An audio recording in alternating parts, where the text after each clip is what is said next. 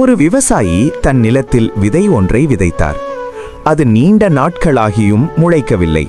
ஆனால் அவர் நம்பிக்கையுடன் எதிர்கொள்கிறார். முளைக்கும் நாளையும் எதிர்பார்த்து கொண்டிருந்தார். மாதங்கள் சென்றாலும் விதை மண்ணில் வளரவில்லை. அவர் கவலையுடன் நிலத்தை நோக்கினார். ஆனால் அவர் நம்பிக்கை விடவில்லை. மீண்டும் மீண்டும் நீர் ஊற்றினார்.